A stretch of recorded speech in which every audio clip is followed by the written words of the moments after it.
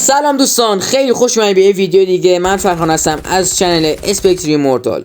این بار اومدم فارم، اینجا یه نفر رو ایزی زدم، دومی هم اومد به همین راحتی، دومی هم خوابوندم. رفیقم یکیشون هم زد، اومد تو یکی از چاپر پرید ببین، اومد تو ترسیدم.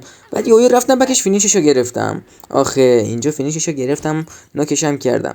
توی فارم خیلی وضع بدی بود، خیلی شلوغ بود، از این ور میزدن از اون ور میزدن. یکی رفته بود بالای فارم که خط گرفته بود، سری زدمش با اسنایپ. رفتم که بلندش نکنن، رفتم بالای فارم دیدم بلندش کردن، یهویی اسکوت افتادن دنبالم، هی من میدویدم، آرمور پر میکردم، شاتام ریجستر نمیشد. آخرش یه فکری کردم، بردمشون توی تونل. اینجا هم 2 شات به یارو زدم، نیافتاد لامصب. دوباره به همین مدیکو زدم، رفتم توی تونل وایسادم، یکیشونو خیلی ایزی زدم. دومی اومد بیاد جلو که سگام ول کرده بود لامصب. دوباره سگام زدم، دومی هم رفتم بیرون، یه شات قشنگ زدم تو پاچش.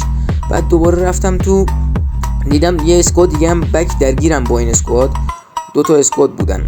بعد این یکی هم رفتم بیرون که سرگرم بود، این یکی هم زدم، اینا هم رفتن لابی. بعد رفتم بیرون یه لوت بزنم، یهو دیدم یه دمیج خیلی زیاد شدم، رفتم توی یه دونه آرمور زدم، یکی دیگه شونم خیلی ایزی زدم. اینا یه اسکواد دیگه بودن، 2 نفری استاک کرده بودن، فکر کنم یارم هم زده بودن.